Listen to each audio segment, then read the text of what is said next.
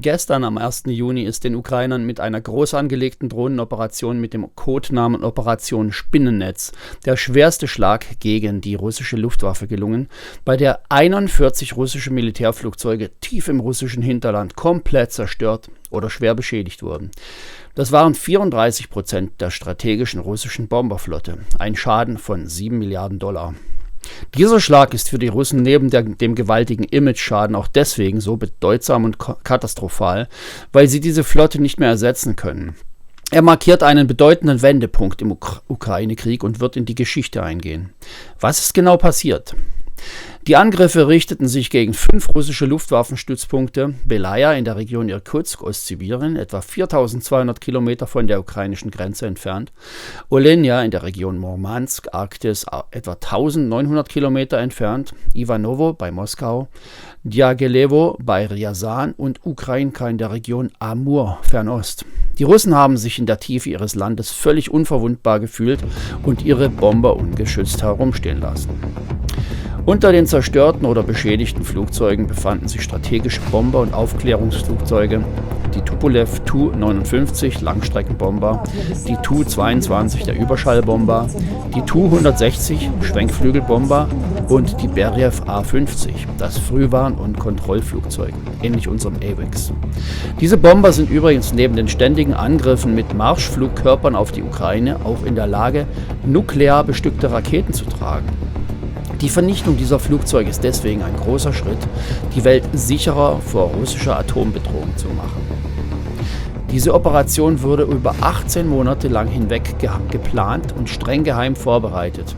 Dabei wurden 117 FPV-Drohnen, spezielle Drohnen, in speziell modifizierten Containern und Mobile Homes versteckt, die auf Lastwagen montiert waren. Die Ukrainer haben normale russische Speditionen beauftragt, diese Container, die sehr normal aussahen, in Wirklichkeit aber mit Drohnen präpariert waren, neben die Zielpunkte zu fahren und auf eine fiktive Übergabe der Fracht zu warten.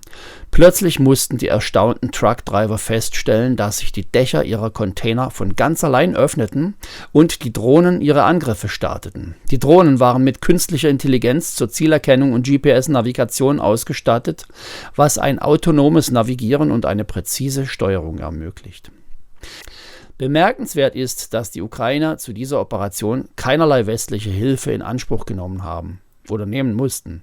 Ja, die ganze Aktion war bis zum letzten Augenblick vor den Verbündeten geheim gehalten worden und so konnten auch keinerlei Argumente greifen, dass hier von westlicher Seite eskaliert würde. Und die westlichen Verbündeten sollten sich endlich mal ein Beispiel daran nehmen, dass die Welt nicht sicherer ist, wenn man Russland schont, sondern genau das Gegenteil der Fall ist. Die Ukraine hat ganz allein das gemacht, wofür die NATO eigentlich da war oder ist: Russland abschrecken und am Angreifen hindern. Ebenfalls bemerkenswert ist, dass es bei dieser groß angelegten Aktion keine Todesopfer gab. Es wurden ausschließlich militärische Ziele bekämpft. Oder doch? Einen Toten gab es. Einer der Truckfahrer ist anscheinend von einem wütenden patriotischen russischen Mob gelyncht worden, weil die ihn für einen Komplizen gehalten haben. Dabei konnte der arme Kerl jetzt ja wirklich nichts dafür. Eines muss man festhalten. Die Welt ist jetzt ein Stück sicherer geworden, wo ein Drittel von Russlands Bomberflotte eliminiert worden ist, und dafür sollten wir den Ukrainern sehr dankbar sein. Wir sollten uns erkenntlich zeigen und überlegen, auf welcher Seite wir stehen wollen. Auf der Seite von Russland, das heißt Mord, Tod, Vergewaltigung, Folter, Krieg, Lüge, Verunglimpfung, Beleidigung, Versklavung, oder auf der Seite der Ukrainer, also auf der Seite von Menschenrechten, Freiheit, Würde, Respekt. Wir überlegen uns das. Ich finde, wir überlegen uns das zu lange. Lasst uns die Ukrainer unterstützen und lasst uns gemeinsam mit der Ukraine Russland abschrecken.